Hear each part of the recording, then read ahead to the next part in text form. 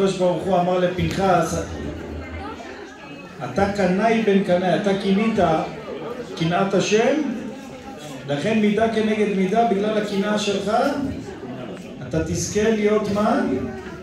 תזכה שיצאו לך קנאי. מי יצא גם כן? אליהו. שואל אותו הקדוש ברוך הוא בנביא, מה לך פה אליהו? קנו קינאתי להשם צבאות, עזבו ביתך בני ישראל.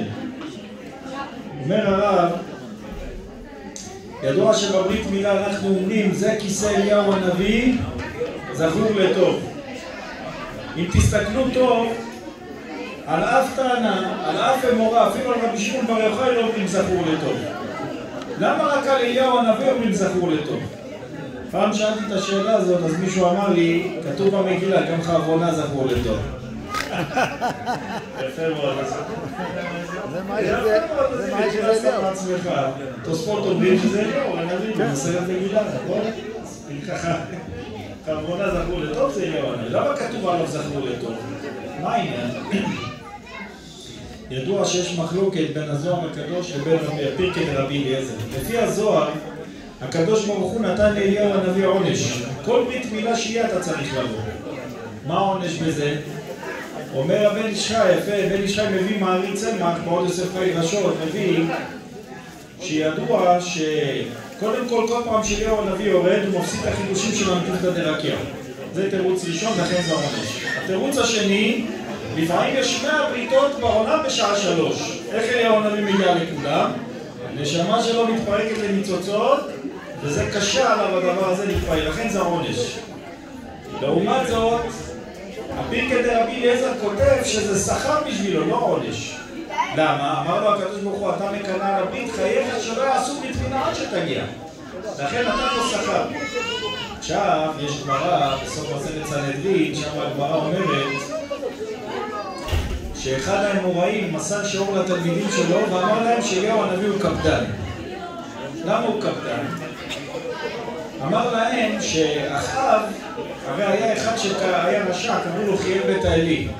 חיאל בית האלי הוא בנה את יריחו אחרי שיהושע קילל את יריחו, מתו לו 10 בנים, לא נאריך, נכון? כן. דרך אגב זה לא שמו אמיתי, חיאל בית האלי. מה זה בית האלי? בית המקולל. מלשון עלה או כללה.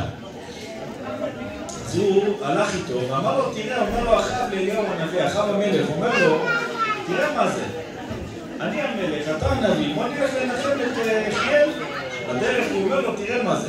הכללה של התלמיד יותר גדולה מהרב. למה? התלמיד יהושע קילל מי שיבנה את יריחו, ימותו לו הילדים, הנה מתו לו 10 בנים. לעומת זאת הרב, יהושע קילל, הרב משה רבנו אמר, וחרף השם בכם תעבדו עבודה זרה ולא יהיה מטר. אומר לו אחיו לאליהו, אין 4 אמות בארץ ישראל שאין עליהם עבודה זרה ועדיין יורדים גשמים. מיד הקפיד עליו אליהו הנביא ונשבע ולא היה 3 שנים תלו מטר. ככה, נכון? מוכר הסיפור. אז אותו רב אמר לתלמידים שלו שאליהו הנביא קפדן והוא סיפר להם את הסיפור הזה. הגמרא אומרת שאליהו הנביא היה רגיל ללמוד עם הרב הזה כל לילה לבוא אליו. כשהוא דרש את הדרשה הזאת בשיעור לתלמידים, אליהו הנביא לא בא אליו 3 ימים רצוף. אחרי 3 ימים הוא עשה תענית אליהו הנביא בא בלילה. שואל אותו הרב את אליהו הנביא, איפה כבודו היה כמה ימים? אומר לו, קראת לי קפדן בשיעור. אז אומר לו הרב, מזה שקראתי לך קפדן בשיעור ולא באת אליי 3 ימים, זה הראיה שאתה קפדן. עכשיו מה קורה? לפי זה אנחנו נבין למה אליהו הנביא אומרים זכור לטוב.